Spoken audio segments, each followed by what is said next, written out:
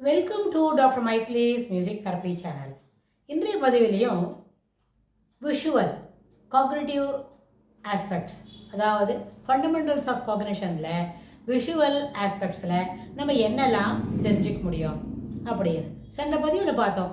கலர்லாம் பார்த்தா அட்ராக்டிவாக இருக்கும். கலர் நிறைய அளவில் காம்பினேஷன் பார்க்க முடியும். அது எல்லாமே சின்ன பிள்ளைங்களாக இருந்தால் அதுக்கு ஒரு பிடிச்ச கலர், அதனோட வேவ் லென்ஸில் அதுக்கு பிடிக்கிறது அப்படின்னா அந்த கலர் உள்ள பொம்மையோ அந்த கலர் உள்ள வேறு என்ன பேப்பரோ ஒரு சின்ன என்ன கிளாத், அதாவது பிடிச்ச ஒரு டவலோ டர்க்கியோ அதையே எப்பொழுதும் கையில் வச்சுக்கிட்டே போயிட்டுருக்கோம். அப்படி இருந்ததுன்னா the child will be more happy அப்படின்லாம் நம்ம சொன்னோம். ஏன்னா because the child attach to that colour, அதனோட ஃப்ரீக்குவன்சியும் குழந்தையோட ஒரு வேவ் லென்ஸும் சரியாக மெர்ஜாருது அப்படின்னு நம்ம தெரிஞ்சிட்டோம். இதில் இன்னொரு முக்கியமான விஷயம், ஒரு குழந்தையும் பிறக்கும் பொழுது அதனோட தாய் வயிற்றுலேருந்து வரைச்சி அதனோட ஓஜஸ், அதாவது அதனோட உயிர் அளவில் அது என்ன பண்ணணும்னா அதுக்குன்னு சில வேவ் லென்ஸ்லாம் இருக்கும். அதனோட குட்டி குழந்தையோட ஒரு வேவ் லென்ஸில் ஒரு நெகட்டிவ் கூட இருக்காது. ஏன்னா அது இப்போ தான் இந்த மண்ணுக்கு வந்திருக்கு. 2 நாளோ ஒரு நாளோ ஒரு 24 ஹவர்ஸோ 72 ஹவர்ஸோ அவ்வளோதான் ஆயிருக்கு. அதனால் அந்த வேவ் லென்த் அந்த குழந்தையோட அம்மாவுக்கும் அதுக்கும் தான் செட்டில் ஆகும்.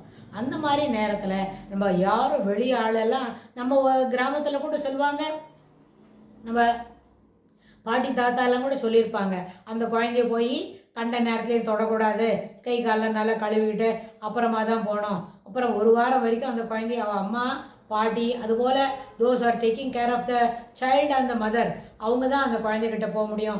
எல்லாரும் எங்கேருந்து வேணாலும் ரோட்லலாம் போயிட்டு அந்த குழந்தை இருக்கிற இடத்துக்கு போகக்கூடாது அப்படின்னு சொல்லுவாங்க. என்னத்துக்கு? அந்த குழந்தை ரொம்ப நெய்வு, வெளியில் இருக்கிற இன்ஃபெக்ஷன், டஸ்ட்டு, பாக்டீரியல் இன்ஃபெக்ஷனா வைரல் இன்ஃபெக்ஷனா அது எல்லாமே அது ரூமுக்கு வந்துடுதுன்னு சொன்னால் அந்த குழந்தைக்கு தப்பிச்சின்னு ஓட தெரியாது. பிகாஸ் சைல்டு எப்போ என்ன பண்ணியிருக்கோம், 24 மணி நேரத்தில் 23 மணி நேரமும் தூங்கிட்டே இருக்கும். 1 மணி நேரம் தான் முழிச்சுட்டு இருக்கோன்னா 1 மணி நேரம் கூட அட்டஸ்டேஜ் முழிச்சுட்டு இருக்காது. அப்பப்போ 15 நிமிஷம் 10 நிமிஷம் அட் த மோஸ்ட் 20 நிமிஷம் அப்படி தான் முழிச்சுக்கிட்டு இருக்கோம். திருப்பி பாலை குடிக்கும், திருப்பி தூங்கும். ஏன்னா அதுக்கு வேறு ஒன்றும் தெரியாது, வேறு ஒன்றுமே செய்ய முடியாது. தி சைல்டு இஸ் வெரி ரொம்ப ஸ்மால் டைனி டாட் வர எல்லாத்துக்கு மேலே ரொம்ப naive, so tender, it is like a flower அப்படிலாம் இருக்கும். ஸோ அது எதுக்கு இந்த உதாரணம்னு கேட்டால், அந்த குழந்தைக்கு எப்படி செக்லூடடாக அந்த குழந்தைய பத்திரமா வச்சுக்கணும்னு சொன்னால் அதனோட வேவ் லென்த், அதனோட அவுரா வேறு லெவலில் இருக்கும். அதனால என்ன ஆகாது, நம்ம பாக்கி பேரெல்லாம் அதை தொடக்கூடாது அப்படின்னு நம்ம சொல்லி வைப்பாங்க. இதை நம்ம வீட்டில் அதை சொல்ல மாட்டாங்களே தவிர மற்றபடி யாரும் போய் குழந்தைய தொடக்கூடாது. குட்டி பசங்களாக இருந்தாலும் வெளியிலே நின்று பார்த்து எட்டி பார்த்துட்டு தான் ஹலோ சொல்லிட்டு வந்துடணும் அப்படின்வாங்க. இதுக்கு என்ன காரணம்னா நம்மளோட அவுராவோட வேவ் லென்த்து அதெல்லாம் வேறு, அந்த புது குழந்தையோட அவுராவும் அதனோட வேவ் லென்த்து வேறு மாதிரியாக இருக்கும். You should not pollute it அப்படின்றதுனால தான் வெளியில் நின்றுப்பாங்க, வெளியில் நிற்க சொல்லுவாங்க. இதில் இன்னொரு விஷயம், இப்போ நம்மளை போல் வளர்ந்தவங்களுக்கு கூட நம்மளோட அவுரா, நம்மளோட வேவ் லென்த் அது வேறு மாதிரி இருக்கும். அதனால தான் சில நேரத்தில் சில பேரோட நம்மளால் பழக முடியல, சில பேரோட பேசி சிரிக்கவோ அப்புறம் இன்டராக்ட் பண்ணுறதுக்கோ நம்மளுக்கு முடியல அப்படின்னு சொல்கிறோம். இதுக்கு என்ன காரணம்? இதுக்கு கூட இதே இந்த அவுரா என்ன ஃபண்டமெண்டல்ஸ் இதுதான் அடிப்படையாக இருக்கும். நம்மளுக்குன்னு இருக்கிற நெகட்டிவ் எனர்ஜியோ பாசிட்டிவ் எனர்ஜியோ it will be more than that. நம்மளால் என்ன பண்ண முடியல, 300 இருக்கும்போது அதோட கூட ரொம்ப நெகட்டிவ்க்கு நெகட்டிவ் போகாது அப்படின்னு நம்ம சொல்கிறோம். தட் இஸ் வை எனக்கு சிலதெல்லாம் பண்ணவே பிடிக்கலப்பா, I could not able to go there அப்படின்னு நினைக்கிறோம். What is the reason behind it? This is the unexplainable, explicable also. அதுவும் அந்த சுச்சுவேஷனையும் நம்மளால் எக்ஸ்பிளைன் பண்ண முடியாது. ஏன் நம்மளுக்கு அது பிடிக்கலன்னு நம்மளோட பெர்ஸ்பெக்டிவில் அதை சொல்ல தெரியாது. That's why we deny our self to go somewhere. அதுதான் ரீசன். ஸோ இந்த ஆஸ்பெக்டில் பார்க்கும்போது நம்மளோட விஷுவல்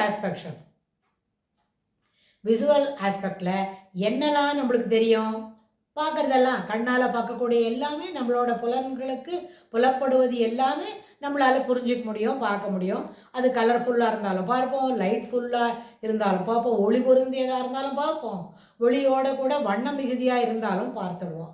2 பார்த்த பிறகு நம்மளுக்கு அது ஹவு இட் சியூட்ஸ் அப்படின்னா accordingly our mind level, mind strength, mind set இது எல்லாத்துக்கும் சேர்ந்தா போல் நம்மளோட அந்த கலர் நம்மளுக்கு பிடிக்கும், பிடிக்காது போகும். இது ரெண்டுமே நடக்கும்.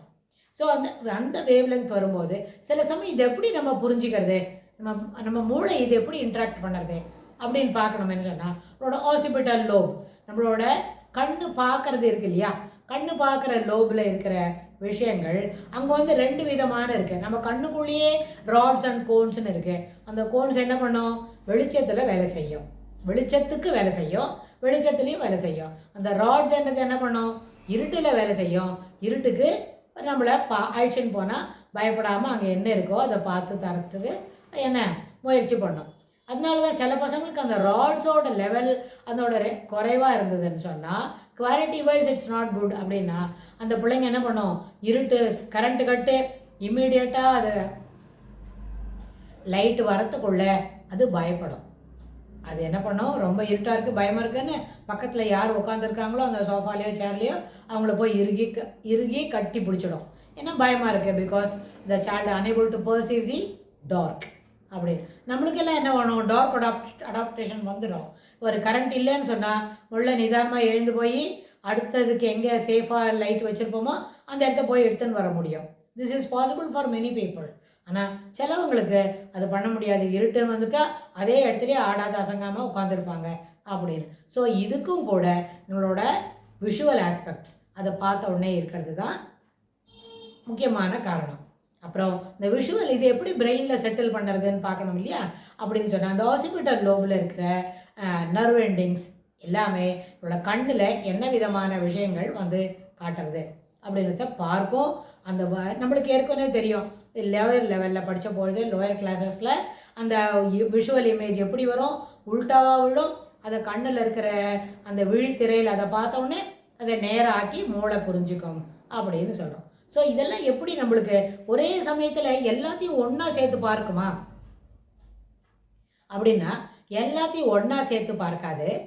என்ன பண்ணோம்னா, இப்போ ஒரு டேபிள் மேலே நம்ம லேப்டாப் வச்சுருக்கிறோம், கம்ப்யூட்டர் டெஸ்க்டாப் இருக்குது, டேபிளுக்கு கீழே அதுக்கு தேவையான பொருளாக இருக்குது. அதுக்கும் டேபிளுக்கும் கீழே பினீத் தி டேபிள் என்ன இருக்குன்னா ஒரு சின்ன பூனைக்குட்டி உட்காந்துருக்கு அப்படின்னு வைங்க.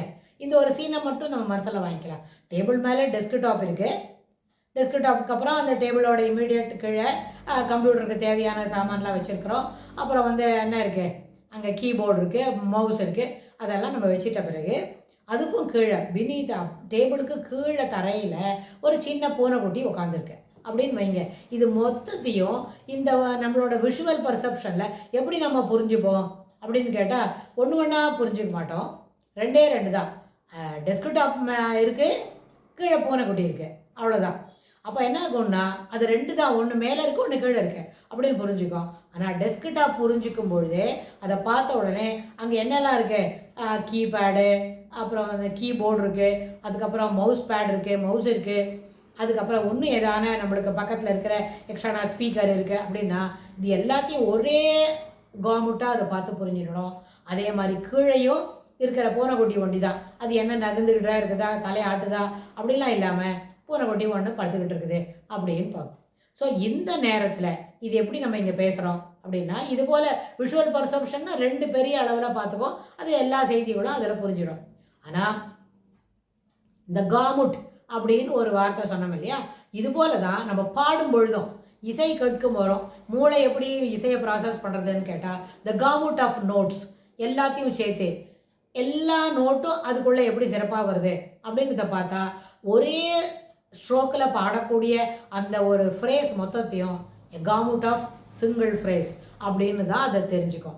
அந்த காமுட்டுன்றதுல 4-5 ஆவர்த்தனம் தாளத்துக்குள்ள ஸ்வரங்கள் இருக்கலாம், இல்லை 4-5 ஆவர்த்தனத்துக்குள்ள ஒரு லிரிக் உள்ள ஒரு பாடல் இருக்கலாம். அது எல்லாத்தையுமே ஒரே காமுட் ஒரு ஃப்ரேஸில் தான் அந்த மூளை புரிஞ்சுக்கும், அப்படி தான் ஸ்டோர் பண்ணிக்கும். அதனால் இன்னொரு சமயம் நம்ம அந்த பாட்டை எங்கேயோ கேட்குறோம், இல்லை நம்மளே பாடுறோம்னு சொன்னால் ஒரு சின்ன ஸ்ட்ரோக்கில் ஒரு சின்ன ப்ராம்ப்டில் அதை ஆரம்பித்தோம்னா அதையே அது மொத்தத்தையும் செய்து முடிச்சிடும். மொத்த ஃப்ரேஸையும் அது பாடி கொடுத்துரும், மொத்த ஃப்ரேஸையும் சொல்லி கூட காட்டிடும். ஸோ இது என்ன ஆச்சு, அந்த மூளையோட ஆசிபிட்டல் லோப் எப்படி காமுட் ஆஃப் நோட்ஸ் பர்சீவ் பண்ணும் போதோ அதுபோல் த காமுட் ஆஃப் கலர்ஸ் த காமுட் ஆஃப் விஷனையும் அது பர்சீவ் பண்ணும் அப்படின்னு சொல்லி இந்த பதிவில் நம்ம நிறைவு செய்கிறோம். இதுக்கு தொடர்புடைய செய்திகளை வரப்போகிற பகுதிகளிலும் பார்க்கலாம்.